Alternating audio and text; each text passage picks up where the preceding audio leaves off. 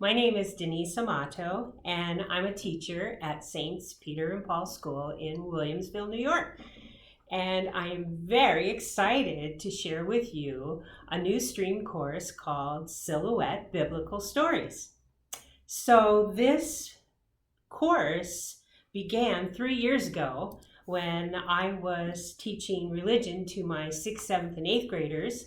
It was the Lenten season, and of course I was trying to find something creative that we could do during the Fridays of Lent. And of course, this idea of taking the 14 stations and turning them into silhouettes came into my mind, and we began as a class to assign the different stations to my students in small groups, and they created the 14 stations in silhouette form. And after I had done that, my very dear stream coordinator kept bugging me every year that I should turn that into a stream course, that other teachers would probably love to be doing this process. And so the course Silhouette Biblical Stories was born. Now, you don't have to be a religion teacher to enjoy this course, because later on I'll be telling you how you can apply this through cross-curricular, and you'll find out that it's the technique that I'm using the Bible stories for to teach you how to do it, but sky's the limit. Once you know how to do it, you can use it for so many different things. So to begin, I'd like to start with session 1, okay? Session 1 is the viewing of Stations of the Cross silhouettes. So we need to see the brainchild so you can then bring it into the present, into this course. So the Stations of the Cross in session 1 is on the paper, the link to the Stations of the Cross. That very first session, you're going to have a worksheet that's in your book. You're going to run that off, and each student will have one. There are pencils in your tub. You give each kid a pencil. They're going to evaluate this viewing of the Stations of the Cross. They're going to give a plus if, yeah, it hit the mark, and a minus, not because it's bad, but because it didn't quite show what it was supposed to show. Remember, these stations are student work, unedited. We could have polished it for a month, and we didn't have the chance to do that. So don't expect perfection, and tell the kids, don't expect perfection. But it does give them an idea of how they could evaluate their peers doing this, and then we're hoping that in their minds they're going to remember, oh yeah, I remember I marked that low because that didn't show a certain way on the silhouette. So it's a whole process of, can I analyze someone else's silhouettes so I know better what to do when I'm making my silhouettes. So that's basically session 1. Watch the video, have the kids fill in the worksheet during the video. After the video's finished, you want to put it back on again, and you want to pause it after station 1. Then this is your chance. Go to town with class discussion about what went well, what needed work. Was there a moving part? Because that is one of the requirements of the engineering side of this, is they have to have a moving part. So they have to think through how to display it. Some of the moving parts on the stations are hilariously done pretty poorly. Others are like to perfection. You want the kids to be able to laugh a little, enjoy a little, and say, oh, that was a disaster, or that really worked. You want them to get excited about it. So the discussion for session 1 is crucial. You're going to go through each station, pause it, have a discussion. Keep going all the way to the end. By the end, the kids will have a wealth of information in their minds about what to do, what not to do, because they've seen the other kids do it. So that is our session 1. Moving on then to session 2. Session 2, we're going to talk a little bit about what makes a good small group. The whole idea of collaboration, the whole idea of compromise, the whole idea of patience with each other, all the little things that would make working in a small group okay. So we want that discussion, because this is the day they're actually going to choose their small groups. So once they've chosen their small groups, in your tub will be scratch paper and pencils again, and you're going to pass those out to the groups. There should be enough for everybody in the groups to have pencil, paper, scratch paper to use, and they're going to then actually choose the Bible story that they'd like to work on for this Academy class. Okay, so in the teacher binder, as well as an extra set, you will find the Bible stories that will be used along with the narration of those Bible stories, so the kids can browse through, what picture grabs them. Maybe that's the story they want to work on, or as they read the narration, they realize, oh, this is cool. You have to explain to them, though, that whatever they choose, they have to be able to come up with 3 to 4 scenes to create that story. A small narration to go with the story, not the whole story, in simple terms. Tell the story simply, but hone in on the parts that you're actually going to create as your scenes. But it should tell the story in simple form. So the small groups are going to start. Once they've decided, that takes a while to pick the story. There are 5 possible stories to choose from, so that's up to you how you decide to do that. Whether you want duplicates, two groups having the same story, or everybody pick a different one. Okay, there are enough stories for every group to have a biblical story. Then in small group, they start sketching, they start writing the narrative. Use the talents of the group. Maybe somebody's really good in writing. Let them start thinking through the narration. Drawing, trying to draw the scenes. They're going to need to know that in each scene, besides the scene, has to be a moving part. So not only do they need to draw and sketch and make it look like it'll look really cool, they also need to think about what could move in each scene, because that'll be part of that engineering process that they'll work with. To help you as teachers, I gave you the 5 links for the 5 stories so that you could send a group that's struggling off to the smartboard or off to your computer, put the link up and let them view a 4 or 5 minute video of the story.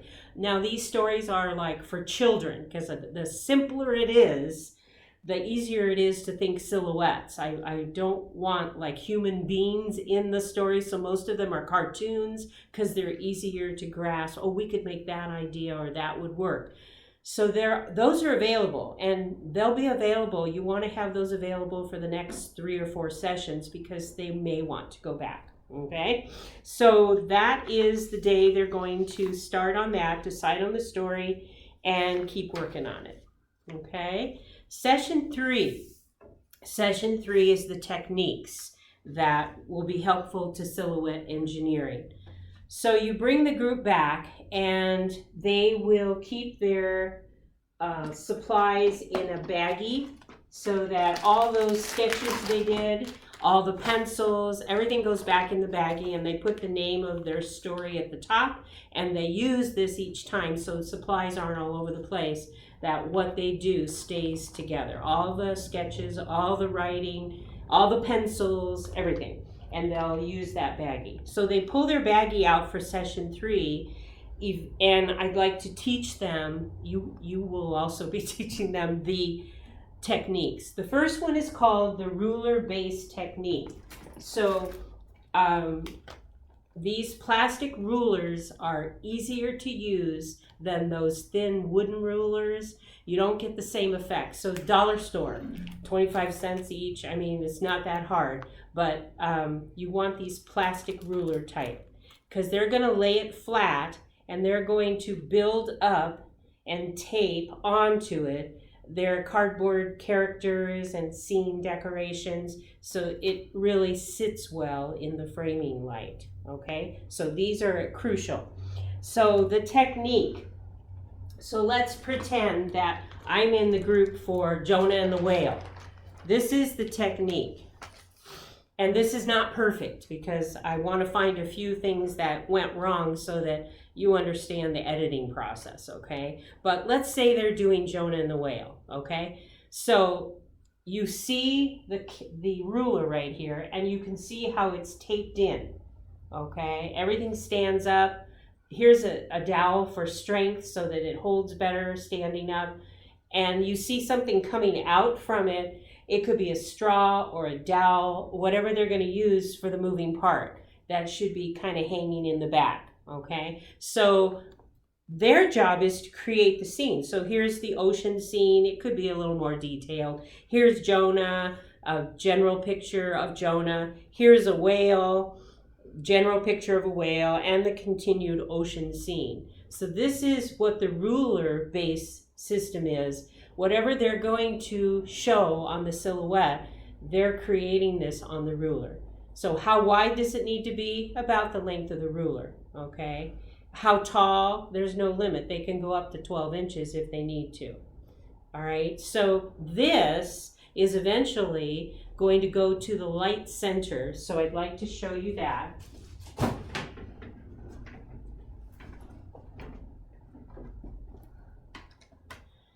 So as a teacher, and I tell you in the book that you want to do some pre-construction before you start the class, one of the things you need to do is get a good box lid and cut out a frame. I like to put the tape around it to make it smooth, because if it's jagged, it'll show up in the silhouettes. So, and then you want to go buy something simple, or if you have some cloth at home, you just need a white cloth and you need to tape it to the frame. So the inside looks like this, the outside has more of a finished look, and you want to keep the cloth as taut as you can, okay? So this becomes your light frame center, and you're going to need every bin will need a flashlight. You could also put on a chair the overhead projector light and have that ready to project. I'm just going to use the flashlight for today. So I put the flashlight on the frame, and I always suggest that you tape the frame down so it doesn't fall off the table when you're working, okay, which I did not do. So I'm just going to cheat for today and put some tape rolls there so it stays steady, okay? All right, so here is the on-off switch. So they're going to take this silhouette that they think they're all done with, and they're going to lay it into the frame. So I'm going to turn this around so you can see what I'm talking about. They're going to place it in, and this would be down below the table. They're going to set it in there, and then the light will be turned on. Okay, so coming back,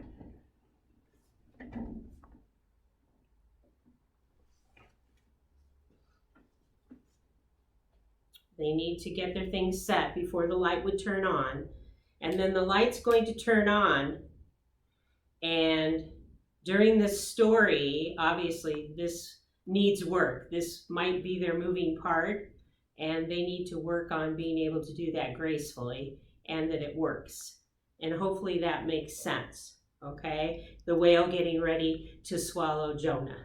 Everybody, I hope that works, okay? So that's the light center and the ruler-based system that they would need to be aware of.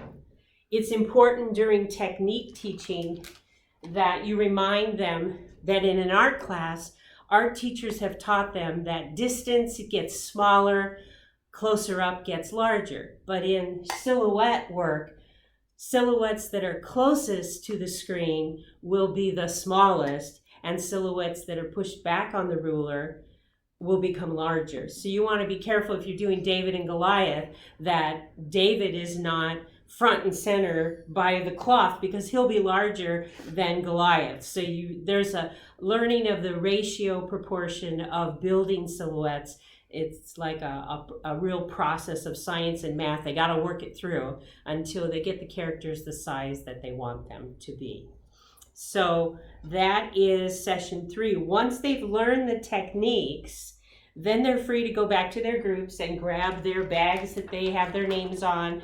You don't want these on the desks ahead of time because you know how kids play. So then they can go grab all their bags and they can start going back to their sketches and saying, well, now that we've seen that, let's go back to our sketches. Maybe we have too little or not enough. The beauty, I talked to them about the beauty of silhouettes is you don't have to draw anything on the faces or anything. You just have to cut out the basic background, you know, the basic character shape. So notice the whale was just a shape. Jonah was just a shape. The water is just a shape. Okay, so that is session 3. And they are then going to be moving into sessions 4 through 6. Now, session 4 through 6 is construction and testing of the silhouette. So it's a total engineer construct 3 sessions. And basically, your job is to be the encouraging one to walk around and help them think through if they are meeting their goals as a small group. As they are beginning session 4, you're going to explain to them that everything in the tub is put over on the side for general use, not for you to keep at the desk. So when they're finished grabbing a straw or whatever, then they need to leave it at the supply center so that everybody has access to the supplies. So that's quite a bit of time. You might think 3 sessions, you know, on just construction. You'd be surprised how many times they will go back and test on the light, and how many times they will ask, can we see the stations again? We want to see some of their moving parts, or can we see our little story again? And you always want to be available to show those to encourage creativity and thoughts. So session 4 through 6 are the crucial coming to fruition, okay, of your sessions. Okay, session 7. Session 7 is all about fine-tuning. And in session 7 is a worksheet, which is a checkoff list, because you will have small groups say, we're done. Don't you love that when kids say, I'm done? And they never really are done. Okay, there's always more they can do. So in session 7, while others are scampering to get theirs made and they're still practicing, session 7, I give you a checkoff list for the students, and they can mark off whether they have everything they need for the videotaping. Now, this is worth hearing. What would they have to check off? Well, they have to have the narration finished for each scene. They have to have a sign that they're going to be asked to make. So you need half-size poster paper. And on the poster paper, they're going to put, like, let's say, Jonah and the whale, and then the names of the people in the small group. And this is what will start their session. It'll be right in the front like that. So when the video starts videotaping, this will be the first thing they see, and then this will be taken away, and the camera will begin rolling on the rest. So that has to be done. That's on here. There's a ruler constructed scene for each. There's a moving part for each. All silhouettes have been viewed by the group at the light station, because sometimes in small group, students like to say, oh yeah, I did that, but the group doesn't know or didn't have any input into it. And collaboration is key to this.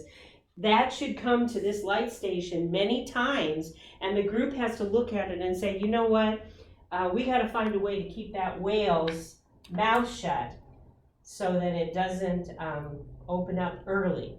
You know, things like that. So now personally, I found an overhead projector light is better, but I think you're getting the effect of it here. Okay, all right. And then after they've collaborated and agreed on everything, then as a group, they need to start asking themselves, who's going to do the videotaping? Who's going to work the on-off switch? Who's going to put the title and take it off? Who's going to hold the ruler that's brought to the station and get it set? And who's going to be the second person who's going to take care of the moving part while the other person keeps that ruler in place? Okay, so there are jobs to do, although I'll be honest with you. Some kids might say, well, I was hoping I'd get to video, or I wanted to do the movie. You know, there are so many jobs to do. These jobs can be rotated. Once the pause button is put on, they can switch jobs and everybody can feel a little bit more involved in the process. So that is session 7. Now session 8 and 9, if you need a 9th session, and some of you may, but session 8 is the students will do final videotaping of their story and they'll present them to the group, the showing of them. Now, I usually take my videotape and show it on the smartboard so the kids see it a little larger than a smaller computer. But that's up to you how you deal with videotaping and how you deal with the smartboard, okay? And this is a time for them to affirm one another, to clap for one another, to get excited with each other, and to bring the class to a close, whether it be during session 8 or session 9. At the end, with the wrap-up, you would need to take each thing used that's salvageable, like the rulers. Take all the stuff off and put the rulers back in the bin. The dowels can be saved, even though they had tape. Take it all off and save the dowels. Certain things can be used again, so just be conscious of deconstructing all of the scenes so that you can save the things that you can, including Ziploc bags and things like that. That way your supply problem is easy because you're not having to replenish that much. Okay? And then have them help pack everything up, get all the supplies back in the bin, and just let them know what a great job they did. And it is really, I can't tell you how exciting it is to see the kids' faces when we're done. Like, we did that. We did this. That is so exciting. And think of all the things they processed and did in order to create these final projects in the STREAM realm, from science to math proportions, to religion stories, to engineering it, to art, creating the art part of it. All of the STREAM elements are in this project, whether you use it in the classroom, like I did, or you use it as a STREAM Academy course at the end of the day. Now, this is not the end for you. Once you learn the process using these biblical stories, the sky's the limit as far as what you do with the knowledge of how to do it. Because think, parables of Jesus, miracles of Jesus, if you want to keep going with Bible things, okay? The 7 Catholic social teachings, a scene that would show a social teaching. Think about the Holy Days of Obligation, showing those scenes, or take the Feasts of the Church and showing those scenes. The sky's the limit. But then cross-curricular literature teachers could go bananas over this, because you could teach a really cool book or story and then incorporate scenes into the silhouette method. Same thing with social studies, an event in your social studies that could be brought to storytelling through silhouettes. So I don't want to limit it just to religion, because I'm using the religion as your springboard, but once you've learned the process, you can get so excited about all the ways that you could use this. So I just really encourage you to get out there, do your best, have fun with it, and I thank you so much for being interested in trying silhouettes. Thank you.